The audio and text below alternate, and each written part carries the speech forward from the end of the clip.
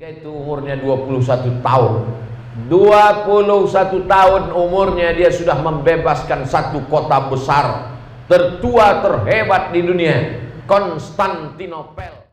Assalamualaikum warahmatullahi wabarakatuh. Jangan lupa subscribe, like, and share. Bismillahirrahmanirrahim. Assalamualaikum warahmatullahi wabarakatuh. Alhamdulillah wassalatu wassalamu ala rasulillah Sayyidina Muhammad ibni Abdillah wa ala alihi wa sahbihi wa man tabi'ahu wa mawalah. Yang saya hormati para alim, para ulama, para asatiz, tokoh masyarakat, hadirin hadirat, insyaallah kita semua dimuliakan Allah Subhanahu wa taala. Amin ya rabbal alamin. Kita punya anak muda, tokoh yang punya visi misi ke depan sehingga tanah tidak disia-siakan. Sekarang banyak anak-anak muda tidak bisa mencari yang baru, malah menjual yang ada. Ada seorang kiai di kampung saya, namanya Kiai Rustam Effendi. Kata dia, jangan jual tanah karena Allah tidak menciptakan tanah lagi. Kalau jual bawang masih ada uang lagi, jual cabai lagi. Tapi kalau tanah dijual, Allah tidak ciptakan tanah yang baru. Bahkan Syekh Yusuf Al-Qardawi mengatakan, menjual tanah berarti menjual akidah. Apa hubungan tanah dengan akidah? Betul, konteksnya Palestina. Menjual tanah di Palestina dibeli oleh orang Israel berarti sama dengan menggadaikan negara Palestina dan akidah Islam dan ahlu sunnah wal jamaah. Jadi alhamdulillah, seandainya tanah ini dijual, dibuka pabrik, atau tanah ini dijual dibangun mall, atau tanah ini dijual dibangun gedung megah mewah, mungkin kita mendapatkan uangnya, habis itu selesai. Tapi ada yang lebih cerdas, tanah dibangun kelas, tanah dibuat tanah wakaf. Maka kalau dia sudah menjadi tanah wakaf, 3 konsekuensinya: la yuhabu, tidak boleh dihibahkan; wala yuba'u, tidak boleh dijual belikan; wala yurasu, tidak boleh diwariskan. Maka berdirilah payung hukumnya sebagai negara yang disebut dengan yayasan. Apa namanya Ustaz? Baitur Rahim Al-Khairiyah. Baitur Rahim Al-Khairiyah. Bait rumah, Rahim Allah yang Maha Penyayang. Baitur Rahim, rumah Allah yang Maha Penyayang. Al-Khairiyah, kebaikan-kebaikan tersebar. Ini adalah nama, dan dalam nama itu ada doa. Disebut dia Baitur Rahim, rumah Allah. Bukan berarti Allah berada di dalam rumah ini, dalam yayasan ini. Rahmat Allah Ta'ala turun, sama seperti hamba Allah, turun rahmat Allah kepada dia. Begitu juga dengan rumah Allah, turun rahmat Allah di sini. Lalu kemudian Al-Khairiyah, dari tempat inilah lahir kebaikan-kebaikan di masa akan datang insyaallah. Karena tanah yang diwakafkan itu mengalir pahalanya. Maka kata Nabi, idza matal insan, kalau manusia mati, inqata'a, putus amal. Tapi di antara yang tidak putus tetap mengalir, walaupun orangnya sudah mati beratus tahun, dimasukkan ke dalam liang lahat, tetap mengalir. Di antara yang mengalir adalah shadaqatun jariyah. Yang dimaksud dengan shadaqatun jariyah itu adalah wakaf. Karena wakaf tidak habis. Maka benda yang tidak habis adalah wakaf. Tapi kalau benda itu habis, namanya infak.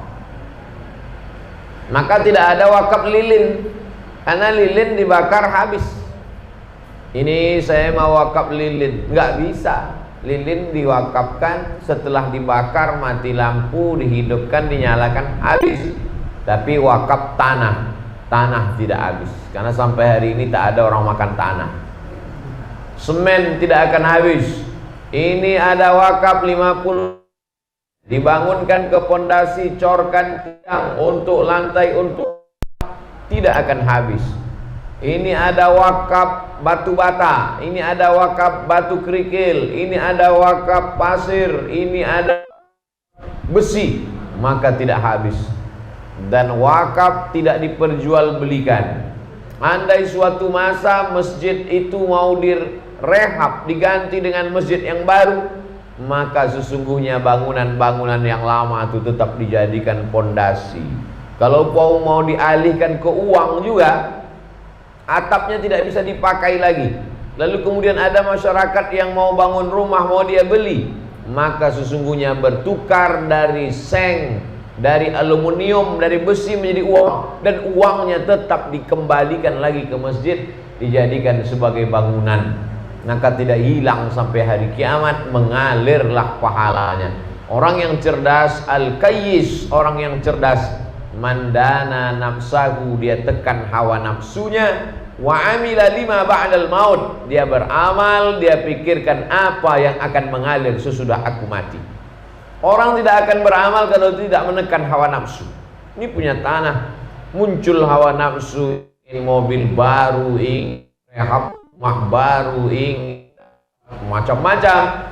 Tapi ketika ditekan hawa nafsu, dijadikan dia sebagai kelas, dijadikan sebagai asrama, ada uang dibelikan sebagai alat-alat untuk pendidikan, maka kata Nabi SAW, akal ini diberikan Allah Subhanahu wa ta'ala untuk berpikir, bukan singkat. Banyak sekarang orang berpikir singkat saja, berpikir nanti setelah pensiun mau makan apa, singkat pikirannya, hanya makan saja yang dipikir. Ini orang yang selalu memikirkan makan ini, jangan-jangan lambungnya dekat dengan usus. Ustadz ngomong gitu kan karena udah makan, betul. Karena udah makan. Ini pagi tadi di At-Taqwa Bekasi, setelah itu ke pesantren Syafi'iyah, habis itu ke rumah makan gratis, ada namanya rumah makan gratis, tapi cuman ceramah aja, nggak makan. Habis itu baru ke pesantren Baitur Rahim Al-Fatih, yayasan payung hukumnya Baitur Rahim Al-Khairiyah, sekolahnya Baitur Rahim Al-Fatih. Zaman Nabi SAW nggak ada yayasan. Jangan nanti Bapak Ibu pergi ke Makkah haji, sampai di sana nanya, ini Masjid Nabawi ini Nabi dulu buat yayasannya apa? Yayasan itu payung hukum. Kalau kita mau buat SD, SMP, SMA, pergi ke Kementerian Pendidikan. Kalau sanawiyah, aliyah ke Kementerian Agama. Yayasan apa yang terdaftar di Menteri Hukum dan HAM, dan dia mesti minimal ada 5 orang. Ketua, sekretaris, bendahara, ini pengurus. Ketua, sekretaris, bendahara, ini pengurus. Di atasnya ada pembina dan penasehat. Lalu kemudian nasib yayasan ini banyak. Pertama generasi pejuang, yang kedua generasi penikmat, yang ketiga generasi penghancur. Makanya ini anak muda, supaya apa? Masa muda, masa hidupnya lebih lama. Walaupun malaikat maut kalau nyabut nyawa tidak lihat muda, tidak lihat tua, tapi biasanya kita pakai hukum kebiasaan. Jadi proses pertama tentang hawa nafsu sudah lulus. Hawa nafsu ingin jual tanah, hawa nafsu ingin menyewakan tanah, hawa nafsu ingin dunia, sudah, karena sudah dibangun kelas-kelas, tidak mungkin kelas ini ditumbangkan. Nah sekarang bagaimana perjuangannya ke depan? Maka kalau kita mau masuk surga, jangan sendirian.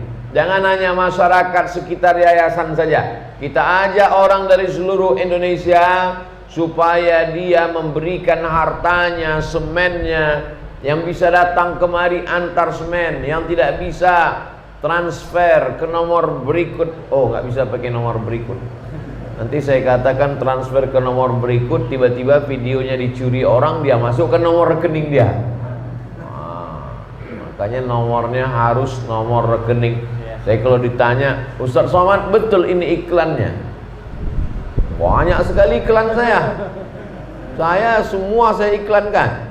Dari mulai kerupuk, madu, bubur, kue, semua saya iklan. Termasuklah pembangunan pondok pesantren. Karena saya tidak kaya, saya tidak punya kekuasaan, paling tidak mendapatkan amal jariah dari tolong menolong. Wa ta'awanu 'alal birri wat taqwa, tolong menolong dalam kebaikan. Wala ta'awanu 'alal ismi wal 'udwan, jangan tolong menolong dalam perbuatan dosa dan permusuhan. Alhamdulillah pertemuan kami selama ini dengan keluarga besar, dengan yayasan, ini pertemuannya dalam kebaikan-kebaikan. Bertemu dalam kebaikan di dunia, bertetangga pula kita di surga bersama Nabi Muhammad sallallahu alaihi wasallam. Bapak Ibu yang dimuliakan Allah Subhanahu wa taala, kalau kita berpikir bahwa kita wakaf, infak, sedekah menunggu rezeki berlebih, sering kita mendengar pengumuman kepada masyarakat yang memiliki kelebihan harta, tidak akan ada lebihnya. Orang yang punya mobil 10, punya rumah 5, itu dia kalau ditanya tidak berlebih hartanya. Bapak berlebih enggak artinya? Kurang katanya. Kenapa mereka yang punya mobil 10, rumah 5 mengatakan rezekinya kurang? Karena yang dia lihat tetangganya yang punya pesawat pribadi. Dia melihatnya ke atas terus, kurang terus. Maka sesungguhnya orang yang kaya itu, kata Nabi SAW, siapa itu? Orang yang kaya, laisal ghina ghinal mal. Orang kaya itu bukan kaya harta, tapi kaya itu apa? Ghina nafs, merasa cukup dengan pemberian Allah Subhanahu wa taala. Ada orang kaya tapi tidak pernah merasa cukup, kurang terus. Ada orang yang biasa-biasa saja, tapi dia merasa cukup, dia yang mampu bersedekah itu. Jadi kita cukupkan dengan pemberian Allah. Kita ingat bahwa berapa banyak pun akan tinggal dan kita akan mati. Itulah yang kita persiapkan untuk menghadap Allah Subhanahu wa taala. Datang, berikan. Saya tidak akan periksa Bapak Ibu masing-masing berapa yang sudah memberikan. Biarlah itu tugas malaikat saja. Saya tidak mau pula menggarap tugas malaikat. Inna alaikum lahafizin, bersama kamu ada malaikat kiraman katibin. Kiraman artinya mulia, katibin mencatat. Ya'lamuna ma taf'alun, dia tahu apa yang kamu lakukan. Apa yang saya lakukan, apa yang Bapak Ibu lakukan, akan kita lihat nanti di akhirat sama-sama di hadapan Allah Subhanahu wa taala. Faman ya'mal mithqala dzarratin khairan yarah. Sebesar biji sawi pun yang kau berikan, maka kau akan lihat butiran-butiran pasir, butiran-butiran semen yang nampaknya seperti ujung tapak kaki semut yang hitam, seperti ujung rambut, maka sesungguhnya dia menjadi besar. Rubba amalin kabirin yusaghiruhun niyah, wa rubba amalin saghirin yukabbiruhun niyah.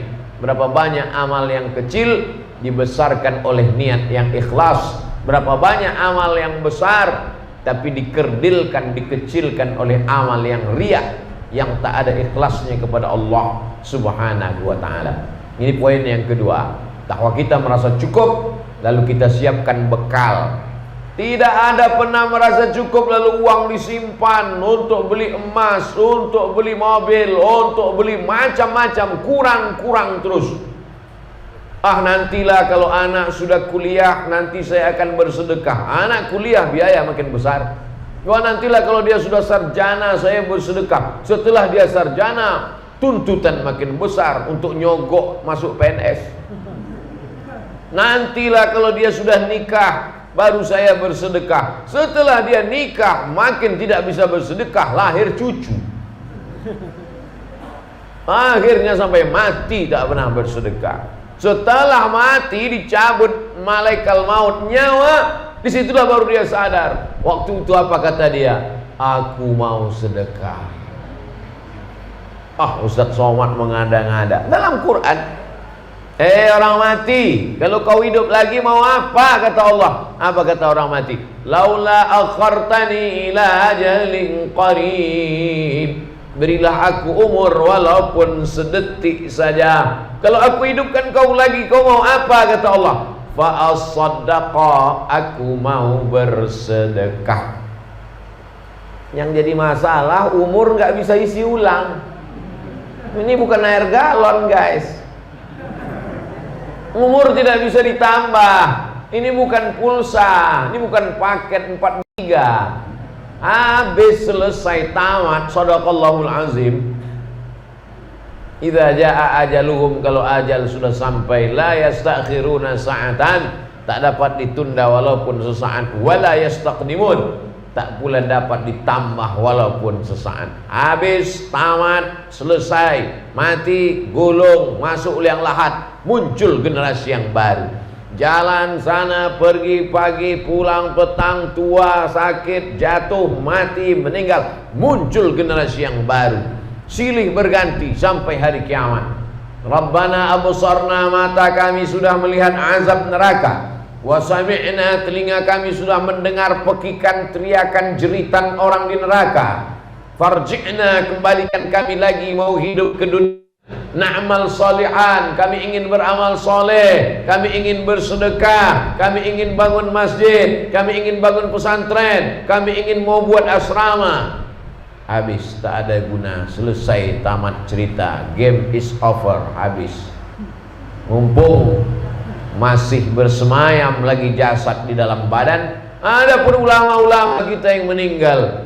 Hari Kamis Syekh Ali Jabir, hari Jumat Habib Ali bin Abdurrahman As-Segaf. Begitu cepatnya Allah Subhanahu wa ta'ala. Pelajaran buat kita. Mereka Syekh dengan Habib sudah lengkap semua amalnya, ilmunya, zikirnya, salat sunatnya, sedekahnya. Nah, kita memang namanya sama-sama meninggal, tapi tempatnya jauh antara surga dan neraka. Maka apa bekal yang akan kita bawa menghadap Allah? Ada nasihat dengan suara, ada nasihat dengan kata-kata, ada nasihat menggelegar mikrofon, tapi ada nasihat yang tak bersuara, tak berbunyi, bisu. Apa itu nasihat? Kematian. Wa kafa bil mauti wa'iza. Cukuplah kematian itu sebagai nasihat. Meninggal dulu Ustadz Arifin Ilham, nasihat untuk Abdul Somad. Apa yang kau lakukan Abdul Somad? Meninggal lagi Ustadz Syekh Ali Jabir, nasihat yang dalam. Apa yang kau lakukan hai Abdul Somad? Kalau kita kenal orang, kita nggak pernah ketemu, nggak pernah jumpa, kita nggak pernah bersahabat dekat, meninggal dia, kita sekedar terpukul saja. Tapi kalau kita ketemu, bersahabat dekat, berbicara, berkunjung-kunjungan, sholat bersama, makan bersama, meninggal dia, itu pukulan yang luar biasa. Dan di balik kematian itu ada nasihat yang luar biasa. Saya setelah sahabat-sahabat, kawan-kawan dekat ini meninggal, itu semakin semangat saya untuk berceramah, berdakwah. Berarti saya masih diberi Allah kesempatan karena bekal saya belum banyak. Kalau bekal kau sudah banyak, kau pun sudah lama gul juga Abdul Somad, kata Allah Subhanahu wa ta'ala. Memang pertama-tama mendengar itu kita menjadi down, menjadi kehilangan semangat. Tapi setelah itu saya berpikir ulang, berarti masih dibuat Allah roh ini ada dalam badan. Padahal kalau dilihat badan saya ini yang layaknya mati duluan. Tapi Allah Ta'ala masih mengatakan, Abdul Somad, kau aku kasih kesempatan untuk beramal, kau sampaikan kepada masyarakat supaya berwakaf, berinfak, bersedekah. Nanti sampai masanya sudah cukup, barulah engkau menghadap Allah. Orang beriman itu cuma dua. Allahumma ja'alil ayata ziyadatan lana fi kulli khair. Kalau besok pagi masih hidup, jadikan kehidupan itu tambahan amal soleh. Waj'alil mauta rahatan lana min kulli syarr. Kalau ditakdirkan malam ini mati, berarti kematian ini berhenti dari segala dosa. Dua saja. Andai mati malam ini, besok sudah tidak buat dosa lagi. Andai hidup besok pagi, hidupnya akan berwakaf, berinfak, dan bersedekah. Poin yang ketiga, Anak-anak muda kita ada yang mati sakau, ada yang mati nabrak tiang listrik karena dibelikan sepeda motor oleh bapaknya. Dibelikan sepeda motor, lupa belikan remnya, gasnya saja yang dibelikan. Apa itu remnya? Agama. Itulah remnya. Dibelikan mobil, dibelikan rumah, dibelikan motor, dibelikan handphone, tapi tidak ada remnya. Menghantam sana, hantam sini, tabrak sana, tabrak sini, habis dunia ini. Tak tahu dia mana halal, mana haram. Hantam kromo. Akhirnya tamat riwayat dia. Dunia belum tamat, tapi isi dunia sudah tamat duluan. Maka benteng pertahanan Ahlus Sunnah wal Jamaah adalah pondok pesantren. Pondok pesantren ciri khas kita. Di Mesir namanya tidak pondok pesantren, walaupun mirip seperti pesantren. Al-Azhar itu seperti pesantren. Kami tinggal di asrama, ada syekhnya di tempat kita kiai, tuan guru di Sumatera. Ada masjidnya, tempat dididik 5 kali sehari, subuh, zuhur, asar, maghrib, isya, tahajud, doa. Ada kitab kuningnya, membaca kitab-kitab yang ditulis dengan huruf Arab, berbahasa Arab. Dan ada santrinya dari berbagai macam kampung dan negeri. Falaula nafara min kulli firqatin minhum ta'ifatun. Jangan semuanya pergi berperang. Mesti ada 2-3 orang duduk bersama Rasulullah sallallahu alaihi wasallam. Gunanya untuk apa? Liyatafaqahu fiddin, belajar agama. Untuk apa belajar agama? Bagus belajar ekonomi, bagus belajar arsitek, bagus belajar hukum. Liyatafaqahu fiddin, belajar agama. Liyunziru qaumahum, supaya dia pulang nanti memperingatkan umat ini supaya jangan korupsi, jangan makan riba, jangan makan haram. Kalau kau miskin susah beribadah, minta rezeki sama Allah. Jangan karena stres susah lalu cari pergi ke gunung, ke hutan, piayat tuyul. Liyunziru qaumahum, untuk memperingatkan umat manusia. La'allahum yahzarun, supaya mereka takut kepada Allah. Naik khotib hari Jumat, pesan khotib, ittaqullah, takutlah kepada Allah. Khutbah nikah yang dibacakan Pak Kua, ittaqullah, takutlah kepada Allah. Maka keluarlah dari pesantren ini santriwan santriwati. Selesai mereka pendidikan 6 tahun, selesai itu dia kuliah. Dia bisa saja pergi ke teknik ITB, dia bisa saja ke pertanian IPB, dia bisa saja belajar agama di UIN, tapi tujuan akhirnya dia menjadi pemimpin negeri yang takut kepada Allah Subhanahu wa ta'ala. Jadi kalau kita hitung jumlah pesantren itu sudah tidak sesuai lagi dengan jumlah masyarakat Indonesia. Begitu juga jumlah polisi tidak sesuai lagi dengan jumlah masyarakat Indonesia. Tidak sesuai banyaknya polisi dengan banyaknya manusia. Sudah tidak tertangkapnya lagi, saking banyaknya sudah manusia. Mau ditambah lagi, negara tidak sanggup menggaji APBN, tidak kuat lagi. Akhirnya banyak terjadi perampokan, pencurian, kejahatan. Maka untuk meminimalisir itu adalah pondok pesantren. Para buya, para kiai, para alim ulama, para tuan-tuan guru, mereka menanamkan rasa takut dalam hati manusia. Manusia tidak bisa ditakut-takuti dengan penjara. Manusia tidak bisa ditakut-takuti dengan hukum mati. Manusia tidak bisa ditakut-takuti dengan senjata. Manusia hanya bisa ditakutkan dengan rasa takut kepada Allah Subhanahu wa ta'ala. Itulah yang dididik kepada dia. Dididik dari mulai cara tidur, cara masuk WC, cara makan, cara minum, cara jalan, cara menghormati guru, bagaimana cara berpakaian, cara pakai sarung, cara pakai peci. Supaya apa? Lahir generasi yang takut kepada Allah Subhanahu wa ta'ala.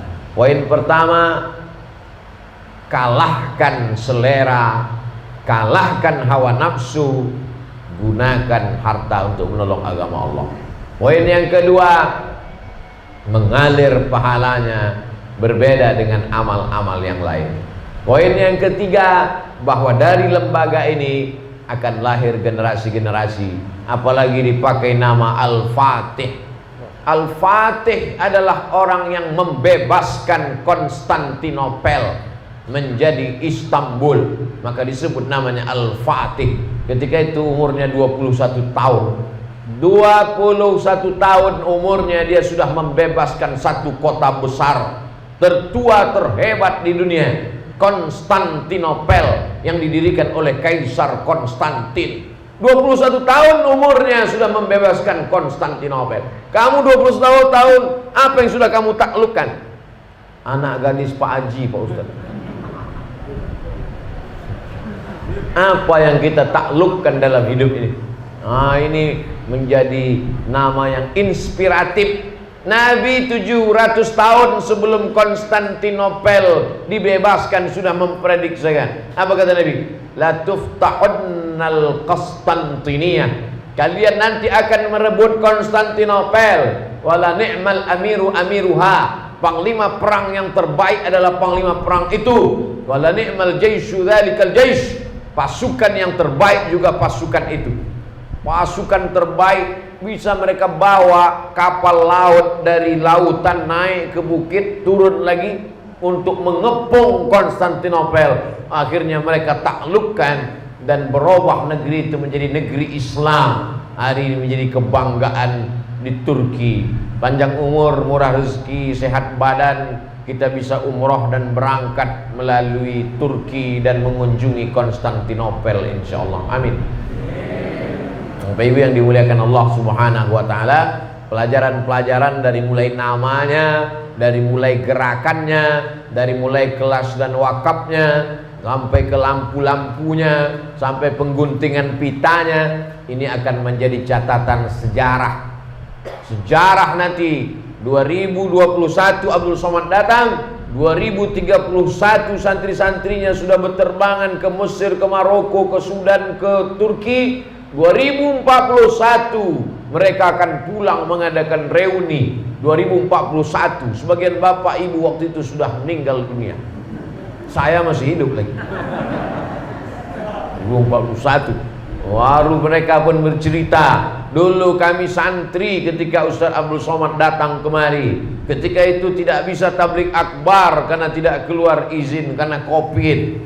Wah, Covid ini akan menjadi cerita bahwa dulu pernah terjadi di dunia ini, bahwa semuanya pakai masker. Orang nikah pakai masker, orang tahlilan pakai masker, orang sholat di masjid berjarak. Sesuatu yang hari ini biasa-biasa saja, 20 tahun akan datang menjadi sebuah cerita yang luar biasa. Memang waktu itu tidak bisa kumpul, memang waktu itu tidak bisa tablik akbar, tapi kami sempat berkumpul beberapa orang dan tausiahlah Ustaz Abdul Somad, dan kemudian dia pun mengguntingkan pita, karena menggunting pita tidak dilarang oleh protokol kesehatan. Nggak ada larangan. Andai ada pasalnya saya pun tak berani. Selama Covid tidak boleh menggunting pita, karena virus Covid sangat senang melihat pita yang digunting misalnya. Nah, itu kita nggak berani, bisa dipidanakan kita. Tapi hari ini pertemuan kita ini insya Allah bernilai kebaikan dan barokah insya Allah. Amin ya rabbal alamin. Yang berwakaf dapat pahala, yang membangun dapat pahala, yang memasukkan anaknya dapat pahala. Tapi pahala yang paling besar yang menggunting pita. Karena kalau pita tidak digunting, kegiatan tidak bisa berjalan. Mengguntingan pita. Alhamdulillah. Saya selama jadi ustadz ini memang selalu yang udah selesai aja. Di Palembang masjidnya udah siap. Udah siap masjidnya. Parkir di bawah, masjid di atas, 5 miliar. Datang saya, apa nih Pak? Kami belum bisa masuk masjid sebelum tombol dipencet. Saya pencet lah. Belum saya pencet udah bunyi duluan. Terbuka tenda. Begitu juga dengan hari ini. Kelas sudah siap, pintu sudah siap. Sekarang nanti saya mengguntingkan pita. Mudah-mudahan guntingnya tajam. Bayangkan kalau guntingnya tumpul, sementara direkam, viral di mana-mana. Ustaz Somad menggunting pitanya nggak putus-putus. Bapak Ibu yang dimuliakan Allah Subhanahu wa taala, Mudah-mudahan pertemuan kita malam ini pertemuan yang bernilai amal soleh. Ala hadhihi niyah wa kulli niyatin salihah. Al-Fatihah. A'udzubillahi minasyaitonir rajim. Bismillahirrahmanirrahim. Alhamdulillahi rabbil alamin. Arrahmanir rahim. Maliki yaumiddin. Iyyaka na'budu wa iyyaka nasta'in. Ihdinas siratal mustaqim. Siratal ladzina an'amta 'alaihim ghairil maghdubi 'alaihim waladdallin. Amin. Allahumma salli ala Sayyidina Muhammad wa ala ali Sayyidina Muhammad. Assalamu alayka ya Rasulullah. Allahumma inna natawassalu ilaika bihaqqi nabiyyika Muhammadin sallallahu alaihi wasallam. Kami memohon kepada Engkau ya Allah dengan kemuliaan Nabi Muhammad sallallahu alaihi wasallam, yang tuyassir lana umurana, mudahkan segala urusan kami, bil khusus pembangunan pondok pesantren ini ya Allah. Barik lana fi umurina, berikan berkah pada umur kami. Barik lana fi arzaqina, berikan berkah pada rezeki yang Kau titipkan kepada kami, supaya kami bisa berwakaf, berinfak dan bersedekah. Barik lana fi auladina, berikan berkah pada anak-anak kami, supaya mereka menjadi anak-anak yang bermanfaat untuk agama, nusa dan bangsa. Allahumma 'allimna ma yanfa'una wanfa'na bima 'allamtana. Ilmu yang sudah kami dapatkan, jadikan dia ilmu yang bermanfaat, berguna dunia dan di akhirat ya Allah.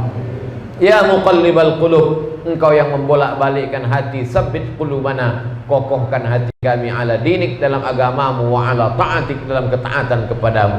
Allahumma anzilir rahmata was salamata wal barakata ala hadhil jamaah. Turunkan keselamatan, kerahmatan, keberkahan kepada seluruh jamaah ini ya Allah. Allahumma ja'al hadzal ma'hada ma'hadan 'aziman mubarakan fih. Jadikanlah pesantren Baitur Rahim Al-Fatih menjadi pesantren yang diberkahi, keluar para murid-murid, santri dan santriwati yang akan menjadi pemimpin masa depan ya Allah. Allahumma ja'al hadzal balada baladan aminan mutmainnan ya'tihi rizquhu min kulli makan. Jadikan negara kesatuan Republik Indonesia negeri yang aman, damai, terbuka pintu rezeki dari segala penjuru. Allahumma dafa'an al-ghala wal waba wal fahsya wal riba wal zina wal munkar wal suyuf al mukhtalifata wal syada'ida wal mihan ma dhahara minha wa ma batan. Jauhkan negeri kami dari malapetaka, bencana, musibah, riba, zina, narkoba, perbuatan keji dan mungkar. Allahumma dafa'an al-waba, angkatlah wabah COVID-19 ini dari negeri kami ya Allah. Ya Syafi, wahai Engkau yang Maha menyembuhkan. Ya Kafi, yang Maha mencukupkan. Ya Mu'afi, Maha menyehatkan. Isfi mardana, sehatkan saudara-saudara kami yang terserang penyakit ya Allah. Syifaan ajilan la yughadiru saqaman birahmatika ya arhamar rahimin. Wa sallallahu ala sayyidina wa maulana Muhammad wa ala alihi wa sahbihi wa sallam. Walhamdulillahi rabbil alamin. Taqabbalallahu minkum minna wa minkum taqabbal ya karim. Terima kasih segala perhatian. Mohon maaf segala kesilapan dan kesilapan. Aku qauli hadza astaghfirullah li wa lakum wallahu muwaffiq ila aqwamit thariq. Wassalamualaikum warahmatullahi wabarakatuh.